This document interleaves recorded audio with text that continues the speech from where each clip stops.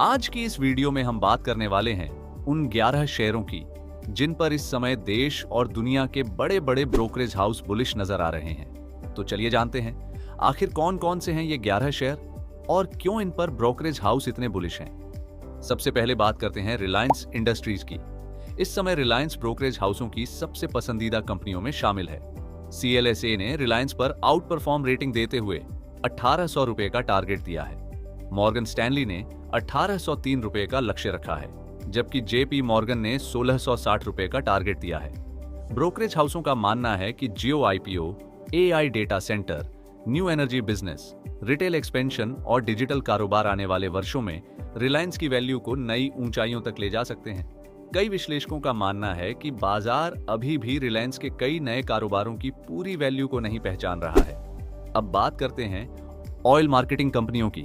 सबसे पहले BPCL। कुछ महीने पहले तक कच्चे तेल की बढ़ती कीमतों के कारण निवेशक इन कंपनियों को लेकर चिंतित थे, लेकिन अब हालात बदलते नजर आ रहे हैं क्योंकि क्रूड ऑयल की कीमतों में गिरावट आ चुकी है। कोटक इंस्टीट्यूशनल इक्विटीज और जेफरीज जैसे ब्रोकरेज हाउसों का मानना है कि यदि कच्चे तेल की कीमतें नियंत्रण में रहती हैं तो BPCL के मार्जिन मजबूत हो सकते हैं। हालांकि इस रिपोर्ट में स्पष्ट टारगेट नहीं दिया गया है, लेकिन ब्रोकरेज हाउस कंपनी को लेकर बुलिश हैं। अब बात करते हैं HPCL की। HPCL के लिए भी तस्वीर पहले से बेहतर होती दिखाई दे रही है।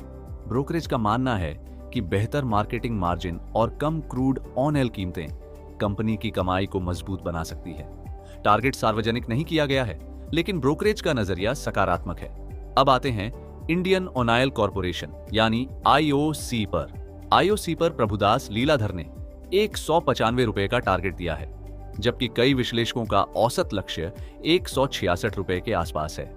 ब्रोकरेज का मानना है कि यदि क्रूड ऑयल स्थिर रहता है तो आने वाले वर्षों में कंपनी की कमाई में अच्छा सुधार देखने को मिल सकता है। अब बात करते हैं डिक्सन टेक्नोलॉजीज की। अगर भारत की इलेक्ट्रॉनिक्स मैन्युफैक्चरिंग स्टोरी में किसी एक कंपनी का नाम सबसे ज्यादा लिया जा रहा है तो वो है डिक्सन टेक्नोलॉजीज। नोमुरा ने डिक्सन पर 13,813 रुपए का टारगेट दिया है। ब्रोकरेज का मानना है कि मोबाइल मैन्युफैक्चरिंग, इलेक्ट्रॉनिक्स एक्सपोर्ट और OEM पार्टनरशिप के कारण कंपनी की मार्केट हिस्सेदारी तेजी से बढ़ सकती है। भारत में इलेक्ट्रॉनिक्स उत्पादन बढ़ने का सबसे बड़ा फायदा डिक्सन को मिल सकता है। अब बात करते हैं एम्बर एंटरप्राइजेस की। एम्बर अब केवल एयर कंडीशनर कंपोनेंट्स बनाने वाली कंपनी नहीं रह गई है। कंपनी तेजी से स्मार्टफोन और इलेक्ट्रॉनिक्स मैन्युफैक्चरिंग की तरफ बढ़ रही है। ICICI डायरेक्ट ने एम्बर पर 8,250 रुपए का टारगेट दिया है, जबकि प्रभुदास लीलाधर ने 8,617 रुपए का लक्ष्य रखा है। ब्रोकरेज का मानना है कि आने वाले वर्षों में इलेक्ट्रॉनिक्स कारोबार कंपनी की कमाई का बड़ा स्रोत बन सकता है। अब बात करते हैं डेलहिवरी की। भारत में ई-कॉमर्स का विस्तार लगातार बढ़ रहा है और इसी का फायदा डेलहिवरी को मिलता दिखाई दे रहा है। मोतीलाल ओसवाल ने डेलहिवरी पर बाय रेटिंग देते हुए 580 रुपए का टारगेट दिया है।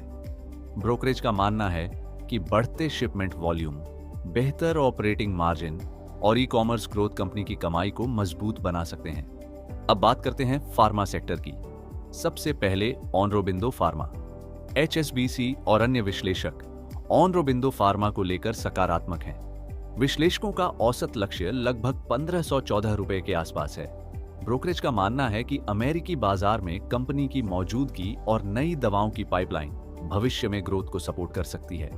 अब बात करते हैं डॉक्टर रेड्डीज लेबोरेटरीज की। नोमुरा कंपनी के बिजनेस मॉडल और ब्रांडेड जेनरिक्स रणनीति को लेकर काफी सकारात्मक है। हालांकि इस रिपोर्ट में सटीक टारगेट नहीं दिया गया है, लेकिन ब्रोकरेज हाउस का मानना है कि कंपनी की कमाई की गुणवत्ता आने वाले वर्षों में और बेहतर हो सकती है। अब बात करते हैं कॉनकोर यानी कंटेनर कॉरपोरेशन ऑफ इंडिया की। भारत में लॉजिस्टिक्स और रेल फ्रेट नेटवर्क का विस्तार तेजी से हो रहा है। कई ब्रोकरेज हाउसों का मानना है कि कॉनकोर इस ग्रोथ का बड़ा लाभार्थी बन सकता है।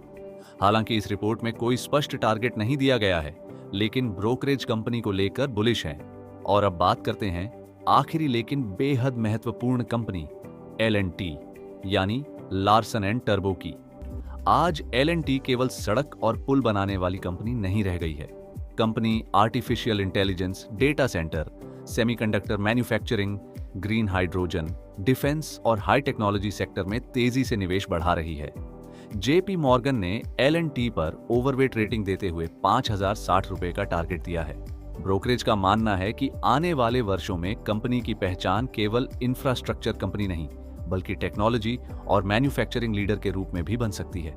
दोस्तों, अगर पूरी तस्वीर को देखें तो इस समय ब्रोकरेज हाउस 3 बड़ी थीम पर दांव लगा रहे हैं।